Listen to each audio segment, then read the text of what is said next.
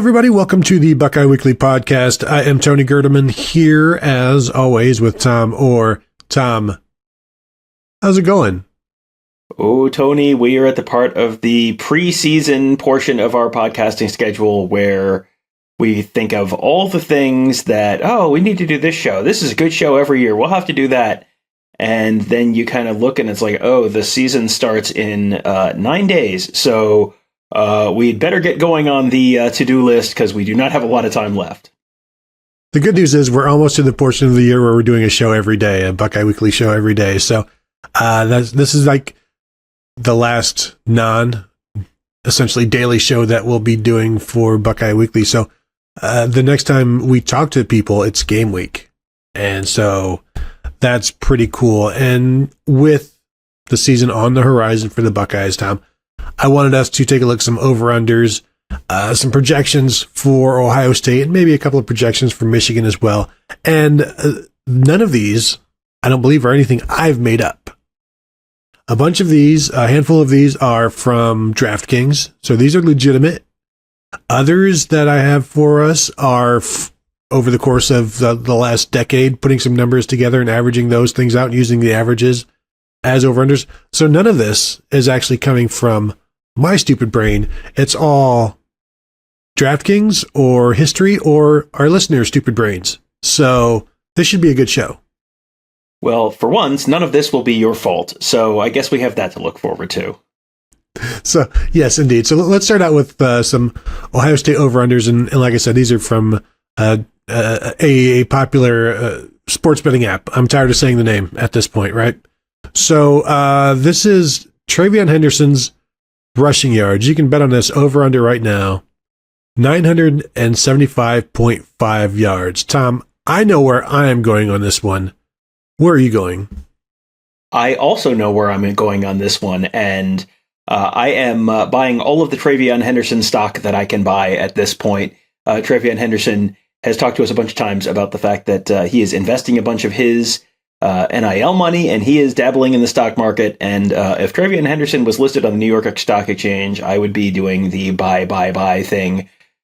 He had 1,248 yards as a true freshman a couple of years ago. Last year, you kind of throw that out because of all the injuries he had. But it was the same guy 2 years ago. It was him and it was Mayan Williams who were kind of 1-2 in that lineup. And Travian Henderson was comfortably over that number by more than 200 yards. I think he is over that number, over 975.5 this year. Yeah, I'm with you completely. And the only way I see him kind of not getting there would be if he has another season full of injuries, because this to me is a no-brainer. And the thing that I keep saying is when he's healthy, he has always been Ohio State's starting running back in the 2 years that he's been at Ohio State, of course. So if he's healthy, there's no reason to think that he isn't going to get ample opportunity to get the ball and to make some plays. And also being healthy and having his vision and things like that, it's going to make him more effective than it was last year. Now, will the offensive line live up to that? That is a good question, but I still think you're still going to get at the very least 5.5 yards a carry out of him. And so I think that's going to be enough over the course of the number that I've been using is 14 games, just because that seems like a happy medium between 15 and 13. But I think he'll be able to get, I'm thinking at least 1,000 yards. So I'm good on the 975.5. The other over-under for Travian is 10.5 rushing touchdowns. And I would hammer this one as well. And yes, we know that Mayan Williams was a short yardage back last year, but I think there's going to be ample opportunity for Travian Henderson here, especially Tom, as perhaps the red zone quarterback. Yeah, I'm guessing he's probably not the red zone quarterback. As you're talking, this number is another one that seems really low because he had 15 a couple of years ago. And I'm wondering, does it spell out anywhere? You posted these. I have not looked at these other than just you sent me the numbers. Is this spelled out that this is whole season versus regular season? Because when you're betting over-unders for a team, the win total is it's for the 12 regular season games, and if they go to the conference championship game or bowls or whatever, it doesn't count. Are we sure this is for the whole season and not for the 12-game regular season? No, you're right. And I was thinking that it's definitely the regular season. I was thinking of some of the other numbers that I was looking at for the averages in terms of the 14 games that I was looking at. But this is definitely 12 games. This is definitely the regular season, and I still feel good about it. Yeah, I'm still feeling good about it. It's a little, it's a little closer, I think, there than it would be under the full season. But yeah, he had 15 touchdowns in 2021 and is probably going to be in the, you shave a couple off for postseason, you're still probably over there. And I think he's someone who is going to be, if he's healthy, he's going to have a very, very, very big season, and the carries are going to be there for him to have a pretty big season. So yeah, I would go over on that one as well.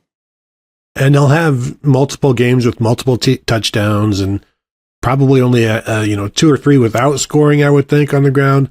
That one feels pretty okay to me. Let's get to the receiving game now, and there's no over-unders or bets regarding the quarterbacks because they don't know who the quarterback is going to be, but they do know who the 2 starting wide receivers, at least 2 of the 3 starting wide receivers, are going to be. And so there are some over-unders for Marvin and Emeka Egbuka. And let's do the first 2 with Marvin here. Receiving yards, 1,150.5. Tom, that one scares me. Yeah, I think that you're going to have so much attention on Marvin Harrison, and he's going to just constantly have safeties on his side of the field. I think, in a lot of cases, you see the wide receiver have the huge blow up next to last season at Ohio State, and then the last season, just a little bit of a dip as there's more attention paid to him, and it opens things up for other guys. So we're going to get to Emeka Egbuka next, and spoiler alert, I'm not going under on Emeka Egbuka because I think there's going to be a lot of attention paid to Marvin Harrison. So yeah, I think I'll go under there, and still, he's still having that kind of an impact or a bigger impact than that on this team, but I don't know that the numbers are necessarily going to show it. Yeah, and you're asking him to have a season where he's not catching, 100 yards, producing 100 yards receiving a game. And last year, as my computer loads slowly, he was right there, 97.2. And so, all things being equal, sure, but all things aren't equal this year. You've lost C.J. Stroud. There's going to be so much attention on Marvin Harrison. Your receiving room is deeper than it was a year ago. So I'm with you. I like the under there, and that's probably the only time you're going to hear me say take the under on anything related to Marvin Harrison the rest of the year, because the next one with Marvin Harrison is 11.5 touchdowns. And the thing is, you shouldn't expect somebody to catch a touchdown per game, and that's essentially what the bet is here. But Marvin Harrison likes to catch 3 touchdowns in a game every now and again, and I would expect more multiple touchdown games than no touchdown games from Marvin Harrison. So mathematically, doesn't that at least equal 13 or 12? The whole time you were talking, I was like, and even before, as we were just sort of thinking this through, I was like, boy, this feels like it's going to be close. And then you said that, and it was like, well, yeah, I would also expect more multiple touchdown games than no touchdown games. So I guess, if I'm making a pick here, I'm going over. I don't know that he's going to, what's Terry Glenn's record? 17, 18, something like that. I don't think he's going over that, but I think I think a touchdown a game on average feels like, yeah, he could do that. And assuming he's healthy and they continue to throw the ball as they have, I would assume you're going to see about a touchdown a game from him. So yeah, I will take the over. You have talked me into it. I mean, a touchdown a game is a lot, but then I threw the math out there. You can't beat that new math. I mean, I think we both agree. So let's move to Emeka, because this one just feels simple and easy to me. His over-under on yards is 950.5, and I'm taking the over on that all day long. He was well over that last year by about 200 yards or so. Is that right, Tom? You've got the numbers right there. Well, he had his yards per game was like 88.5, which works out to like 1,060. So he was, cleared that by 100 yards last year. And I don't see any real reason to think that he's not going to have the same kind of big season he had last year, and maybe even bigger, because Marvin Harrison has only become more of a name, more of a known quantity for folks in the college football industry. I would assume all of the defensive coaching staffs that are playing Ohio State have spent all spring and summer having their defensive coaching staffs rubbing their temples and going, all right, how do we stop Marvin Harrison? And, unless you're going to do the, you let Jordan get whatever he wants and you don't let his supporting cast beat you, unless you take that approach, I think people are going to be throwing the kitchen sink at Marvin Harrison, and that sort of sets Emeka Egbuka up for a real big season.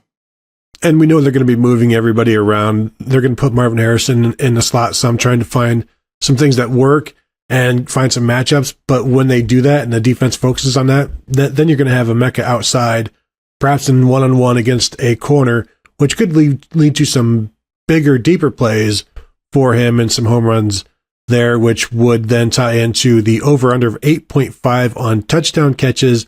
And again, I feel pretty good about going on the over here just because that he's already produced that number. I don't know what he had in 12 games last year. I had 10 for the season, and did he have 1 or 2 against Georgia?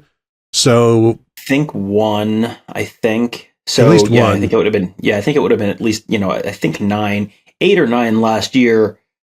I would expect he's probably beating that this year. I mean, again, 9 touchdowns is all you need to win this bet. So 9 would be, you take 3 games, he gets 1 touchdown a game, and there's 3 where he doesn't get any, and he has no multiple touchdown games. Like that, just, it feels like he's going to have a couple multiple touchdown games. And again, if he's healthy, this feels like you're probably going over. Yeah, so those are the Ohio State ones on the app there.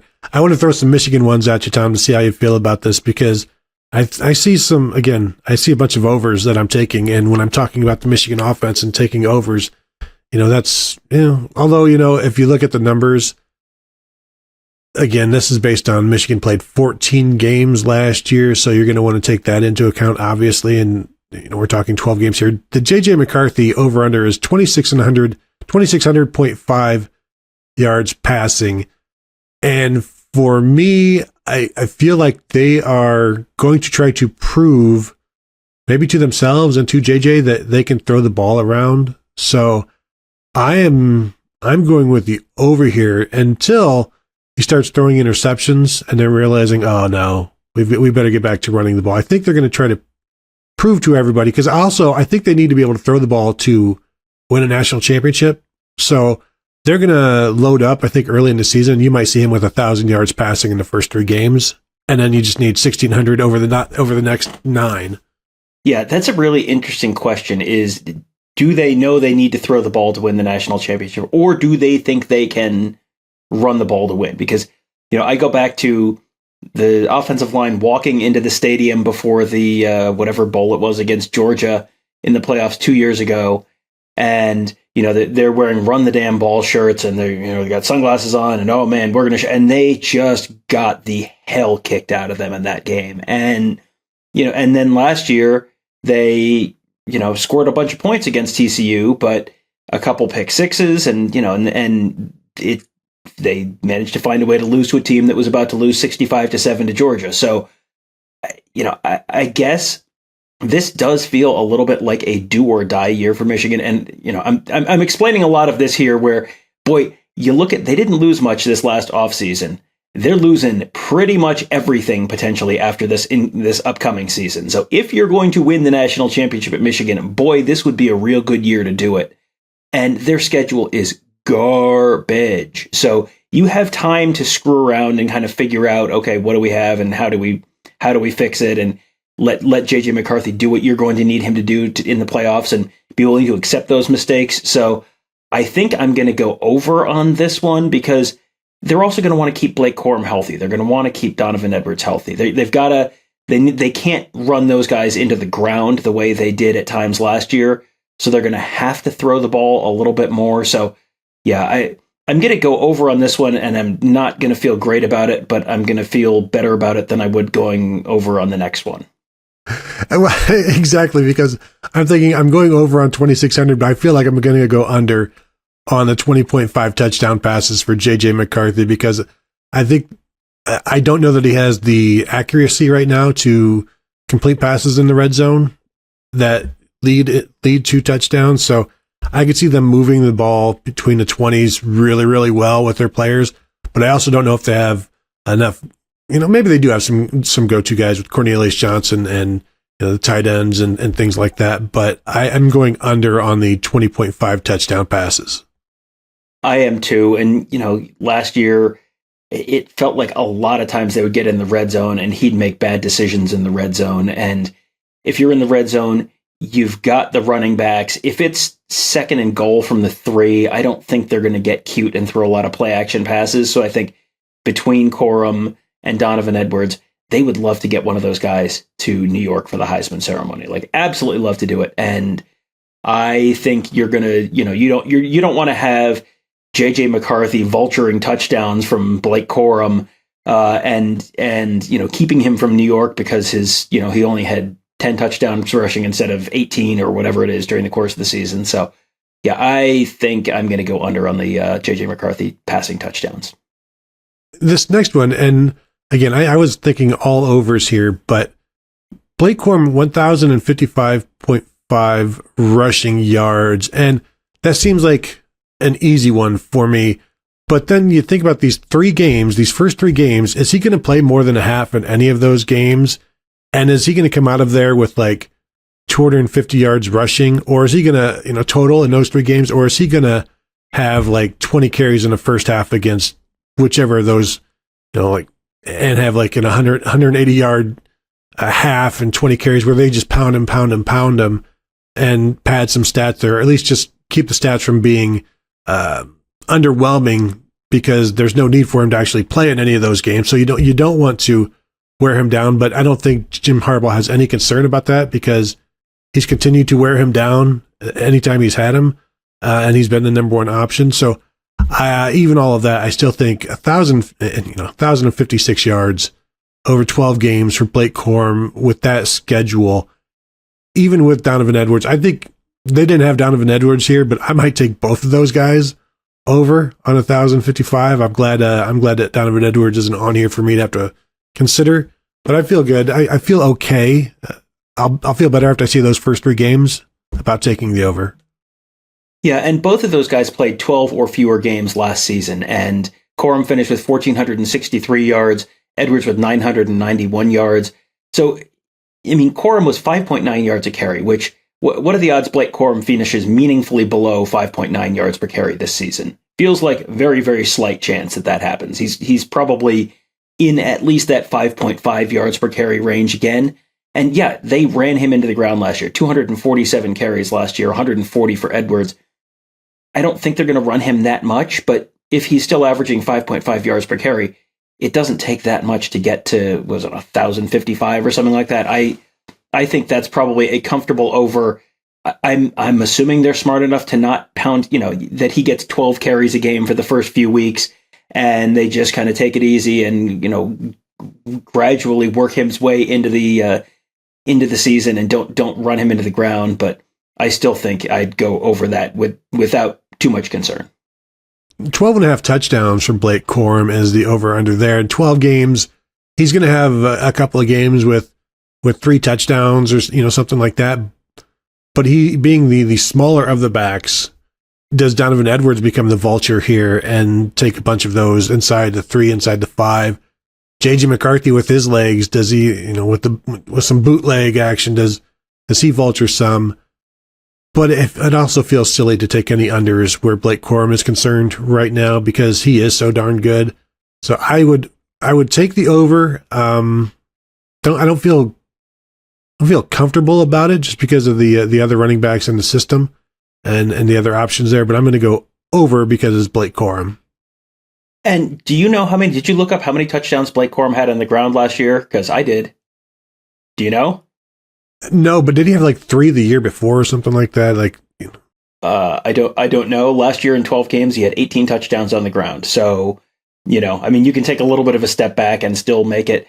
Donovan Edwards had 7 touchdowns on the ground last year. McCarthy had 5. So, I mean, Blake Corum has not meaningfully shrunk over the last year, as far as I'm aware. So he was a good enough running back in the red zone last year to get 18 touchdowns. If he's healthy, and that's a reasonable question with him. He did get hurt towards the end of last year, but if he's healthy, I would be fairly surprised if you didn't see him get to 12. Because again, I think Jim Harbaugh wants to get him to New York, and if you want to get him to New York, well, you gotta have touchdowns, you gotta have rushing yards. I go back to the year Eddie George won the Heisman, and the season opener against Boston College, he had 99 yards rushing, and John Cooper pulled him, and that was the only game all season where he didn't have 100 yards rushing. So you cost yourself this fun little factoid by 1 yard. I'm assuming Jim Harbaugh will give Blake Corum, be smart with it, but give him an opportunity to score some touchdowns and put up some, pile up some numbers early, and then maybe that ends you up with a ticket to New York. And by the way, Blake Corum, 2021, had 10 touchdowns in the first 7 games for Michigan. So, go ahead and take the over on any of that action if you like. One last thing here. I just wanted to touch on Nick Singleton, Penn State running back. His over-under is 950.5 rushing yards. I really like Nick Singleton. I think Katron Allen is being a little bit overlooked here. Singleton is obviously the bigger play guy, and so he's going to have to hit those big plays, I think, to get to that number. And is he going to be hampered by a new starting quarterback that isn't necessarily the mobile guy? And how much does the running game at Penn State get hampered by not having a more mobile option to keep defenses distracted? So 950.5 yards rushing in 12 games. I'm still going to take the over. Yeah, last year he ended up over 1,000, but 120 of those came in the Rose Bowl. So, he was, 940 or so yards during the regular season last year. And what's interesting about Singleton is he did nothing against Ohio State and Michigan. Ohio State, 14 carries, 45 yards, 3.2 yards per carry, long of 6. Against Michigan, 6 carries, 19 yards, 3.2 yards per carry, long of 9. But he also, at the beginning of last year, 10 carries, 10 carries, 10 carries, 12 carries the first 4 weeks. He's probably going to have more than that this year. I think I'm going to go over there because I think that Penn State, with a first-year starting quarterback and their offensive line, is actually pretty decent this year.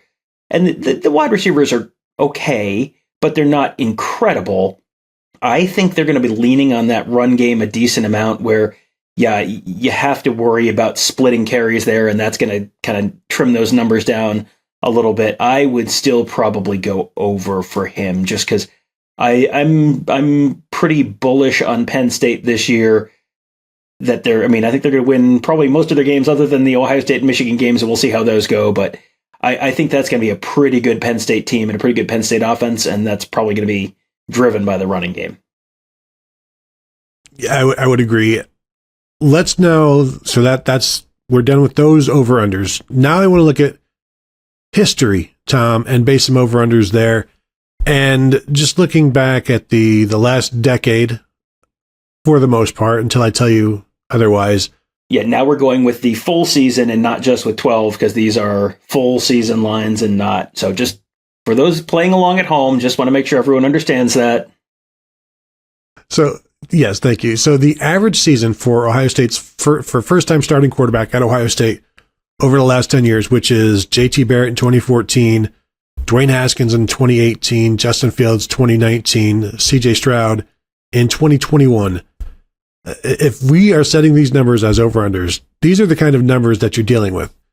In terms of passing yards, 3,730 yards passing, 42 touchdowns, 7 interceptions, 378 yards rushing, 6 touchdowns.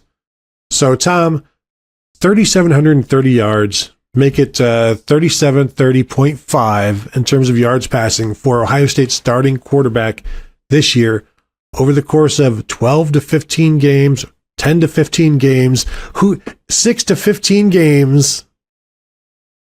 Yeah, that's the thing that makes this just absolutely impossible. Are they going to play 13 games and one guy's going to start 3 of them? Or is this going to be they're going to play 15 games and one guy's going to start all 15? So with the understanding that I'm kind of throwing my hands up in the air on this one already, CJ Stroud last year, 3,688 yards passing, and Kyle McCord only had 190 yards passing, only 20 attempts. So I'm going to guess the backup quarterback, whomever that may be, is going to get a significantly bigger chunk of the snaps and the passing yards and the attempts and all that kind of stuff this year. So I'm going to go under on this one. I'm going to go under on the touchdowns we're going to get to in a minute. I mean, same logic.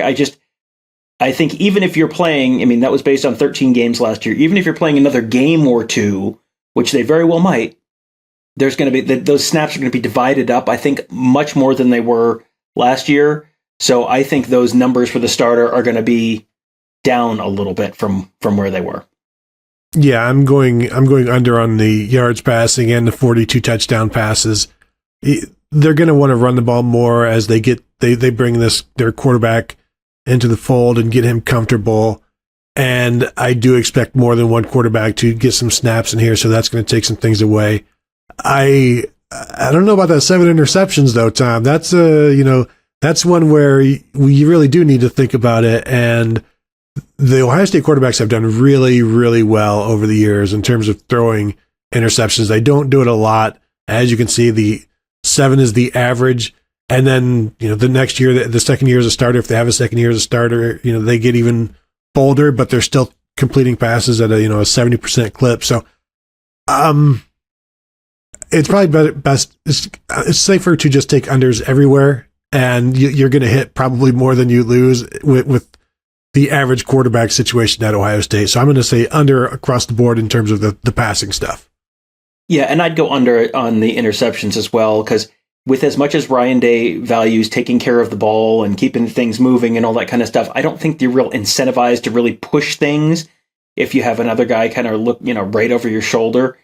So I think I'm going to go under there. CJ Stroud, 6 interceptions in each of the last 2 seasons. So with it being probably same number, fewer number of attempts, quarterbacks being incentivized to maybe take care of the ball more than anything else, I'm going to go under on the interceptions for the starter. Yeah, and honestly, I wouldn't be surprised if there's a push there.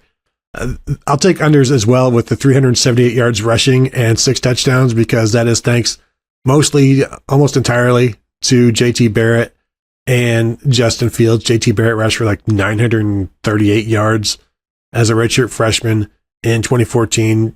Justin Fields obviously didn't rush for that many, but certainly rushed for more than CJ Stroud's negative 20 yards in 2021 or whatever it was. So I'm going to go under, even with the possibility that Devin Brown is the starter. Still going to go under 378. If Devin Brown is the starter, however, I might take that over on the 6 touchdowns. Yeah, I think that's reasonable. And if Devin Brown is the starter, you might see that many rushing yards, maybe. And I guess my question would be, are these sack-adjusted rushing yards, or is this just... No, just including sacks, yes. Including sacks. So yes, including sacks. So, yeah, then you're probably under on the yards, even if it is Devin Brown. If it is Devin Brown, then you might be... The over is a little more interesting in terms of touchdowns if it is Brown. But, yeah, I'll take the under on both of those based on what we know right now. So then let's talk about the other quarterback in the picture, the backup quarterback. I went through the last 20 years of Ohio State football and looked at the average numbers of the backup quarterback. And the good thing about going back that far is you have situations where you've got multiple starters. I think they have multiple starters in about 7 of those years. You can go down the line and see the different numbers. And so it gives you a kind of a good picture of what might happen this year with 2 guys battling for. There's a pretty good chance perhaps that more than one guy will start this year. I will say that there's only been one backup to start for Ohio State since 2015. And obviously that was Kyle McCord in 2021 since that 2015 season. Before then, 2015, you had 2014, 2013, 2011. There were multiple starters starting multiple games during that stretch. But the average season for the backup quarterback at Ohio State over the last 20 years is 414 yards passing, 3.8 touchdowns, 1.2 interceptions, and perhaps most importantly, Tom, 1.3 starts. I feel like I'm going to go over in all of these, but that 1.3 starts will just make it 1.5 starts. I don't care for it. I love the fact that you think that 1.3 starts versus 1.5 starts makes some kind of material difference in your head in terms of whether you're going over or under on that one. It does not. That is tremendous content right there. Yeah, I mean, 414 yards passing. I would be fairly surprised if the backup quarterback didn't have 414 yards passing by the end of September. I mean, right? Is there a scenario where you don't think we see whoever the second quarterback is throwing for 75 to 100 yards per game? I mean, Indiana probably, Western Kentucky probably, Youngstown State probably. They play Rutgers. Oh, no, they don't play Rutgers at the end of September. So after the Rutgers game, we'll say, and you may see both quarterbacks at Notre Dame. We'll see. But it feels like you're going to see both guys because both guys are close enough that this is still a conversation. And I think Ryan Day has probably learned from his lesson from last year about Kyle McCord just coming in and handing the ball off and not really running the offense. So I think you're going to see both guys running more significant chunks of the offense when they're in there. So I think each of those is an easy over, and then you get to 1.3 starts and it's like, well, I'm going to say over because I think, either somebody gets hurt or you get to a point where, you have a bad game and you shuffle a quarterback in maybe, or things aren't going, the way you'd want at some point during the season and you switch quarterbacks. Just on balance, I think you're probably more likely to see them with 2 starts for another, for the backup guy, rather than 0. Just some numbers here. 2019, Chris Chuganoff, 6 touchdown passes, no interceptions as Ohio State's backup quarterback. Dwayne Haskins, 4 in 2017. JT Barrett, obviously 2015, technically the backup quarterback, starting 5 games there. 11 touchdown passes. The crazy one, though, 2013, Kenny Guyton as the backup. Now, he did start twice, 14 touchdowns, 2 interceptions, had like 12 touchdown passes after like the first 4 games or something that year because, 6 of them came against Florida A&M and 4 or 5, whatever, came against California that year in a start. But, yeah, it is crazy looking through all of these numbers. Joe Bauserman was Ohio State's backup quarterback for 3 years.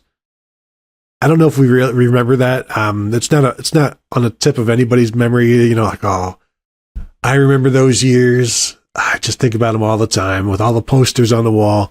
In his 3 years as a backup and 2 games as a starter, he did throw 7 touchdowns and 2 interceptions in 3 starts. So not a great class of backups for a while there. I don't know if everybody remembers that. 2007, Rob Schoenhoft, for instance, that sort of thing. Ooh, boy. I would like to apologize to our listeners who I'm assuming many of you have gone through years of therapy to sort of forget the Rob Schoenhoft and Joe Bauserman eras. Tony Gerdeman's views and willingness to speak on this matter publicly does not reflect the views of the Buckeye Weekly Podcast or BuckeyeHuddle.com, so we sincerely apologize for all of that.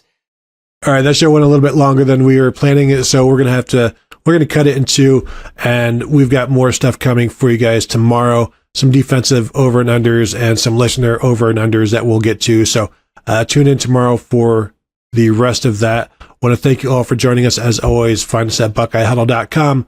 Become a member, say hello to us, chat with us there as well. YouTube.com/BuckeyeHuddle, Facebook.com/BuckeyeHuddle. Find us wherever you need to. Thanks for tuning in, and we will talk to you guys tomorrow.